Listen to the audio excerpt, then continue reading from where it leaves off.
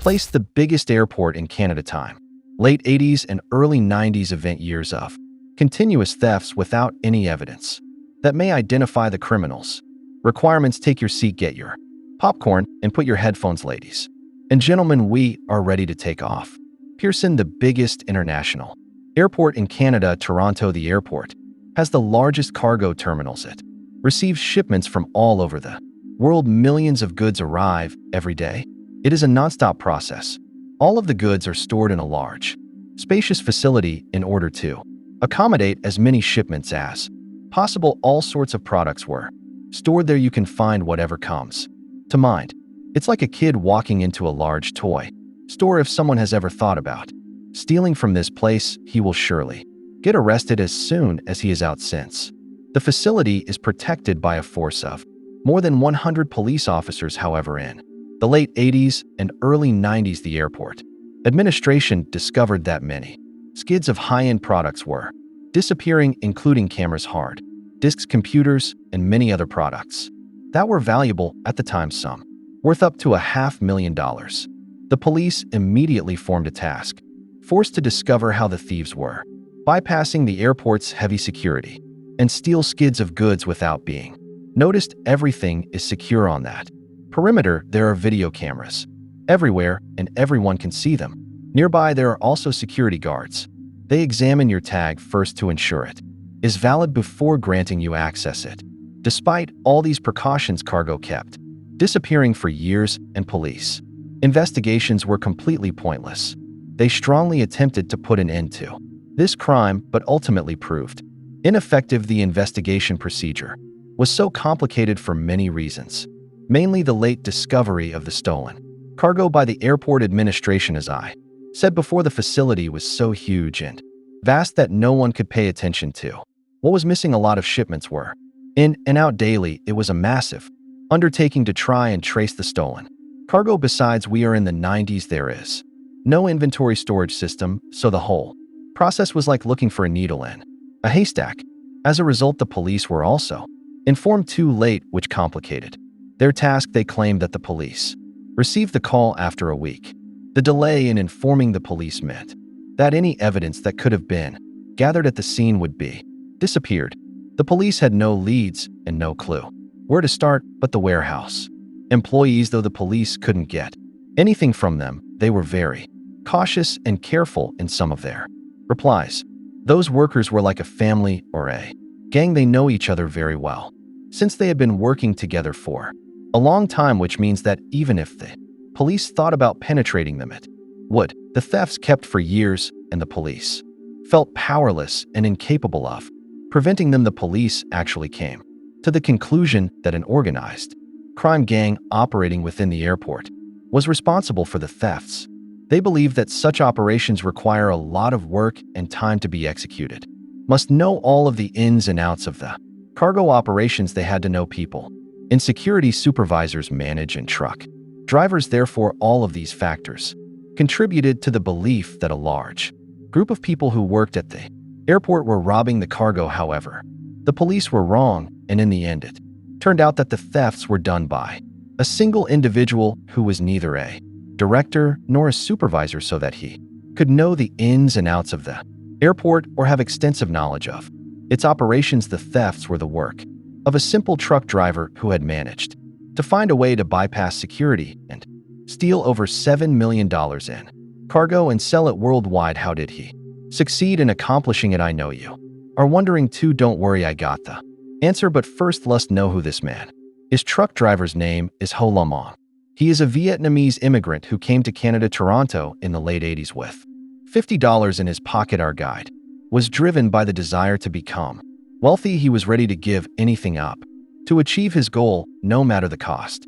He began by integrating into the Asian community. He treated people with kindness, which made it simple for him to make friends. He was always smiling when he met people, which created a great impression on others and helped him build a positive reputation, for which he earned the nickname Smiley. After a short period of time, Mr. Smiley met with a woman who was a Vietnamese immigrant. Her name is Teresa. They had instant chemistry because they were in tune with one another, which allowed them to quickly build a strong relationship. And They married not long after Mr. Smiley moved into Teresa's apartment and lived with her teenage stepson, Benny. Teresa worked for a shipping company where she had managed to find a job for her husband as a truck driver. Mr.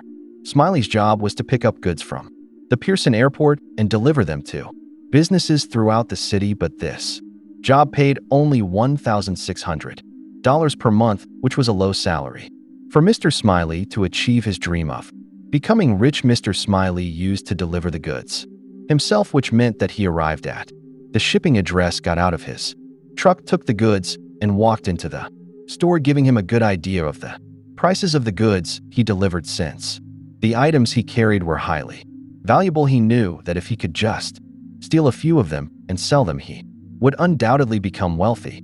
However, considering that it was his duty to deliver the cargo, he was unable to steal from it. Then he realized that he didn't have a pass that allows him to enter inside the warehouses, which means that when he arrived at the airport, he must present his ID card and his pass to the security guards. This card must remain hanging around his neck throughout the time he spends inside the warehouse. The pass he had restricted him to a small area of the warehouse where he had to stand and wait for the workers to bring the goods before loading them into the truck himself. So Mr. Smiley found himself forced to get closer to the workers. He already had a smooth relationship with him since he was always smiling from day one, so he just needed to make it a bit stronger, and he found that the right way to do that was by actually inviting them to dinners, giving them gifts, and so on. Mr. Smiley continued to strengthen his relationships with the workers, attempting to create a kind of networking in order to achieve his goal. And one of the things he focused on was spotting the workers who needed money the most, as well as those who had loans and bills to pay. He was completely certain that this category of workers was an easy target. One day, while one of the workers was loading Mr. Smiley's truck, the latter approached him and asked if he could throw an extra skid of goods without telling anyone in exchange for $2,000. The worker was stunned. It was a tempting sum of money for him, and he immediately accepted the deal because he knew they wouldn't discover the missing cargo for a long time and that it wouldn't be trackable. Mr. Smiley came back home and a cargo he got from the worker and found it full of electronics that worth up to $100,000. We're talking about a successful investment here. Paid $2,000 to earn $100,000, but the problem was that he needed buyers for his products, so he began making connections with computer store owners and selling them the goods for reasonable prices, of course prices that are lower than the market. Another time, Mr. Smiley paid one of the workers again in order to let him load an extra skid of merchandise. This time it was closed cargo, which was of course worth less than the electronics, but still profitable, and he managed to sell it to some of his friends and contacts for a lower price as usual. So things went on as usual. His network grew. In terms of workers he bribed to assist him in his stealing operation, as well as store owners or people to whom he sold his stolen goods, and this is where his empire began to grow. Nevertheless, he was still dealing with a huge problem. Because the stolen cargo was randomly chosen, he had no idea about the products he stole, whether they were electronics, clothes, or something else. That is to say, each time he stole a cargo, he got new products and was forced to look for new buyers that could buy them, which made his retailing process a bit complicated. To solve this problem, he decided to work with their wife, who was his accomplice in his thefts. They both worked for the same company as we mentioned before, so his wife took advantage of her work. Teresa had access to detailed information about incoming cargo. He could tell him the flight that it came in on, the amount that it's worth, which area that it would be stored using the information from Teresa. Mr. Smiley carefully studied what cargo is going to which warehouse. He cross-referenced this to lists of employees he knew he could bribe. This way his thefts became more organized, which helped him sell the stolen goods easily. Sometimes they are sold before even being stolen in order to increase his profits and expand his empire. Mr. Smiley began targeting expensive cargo. However, the more cargo he stole, the more issues he confronted.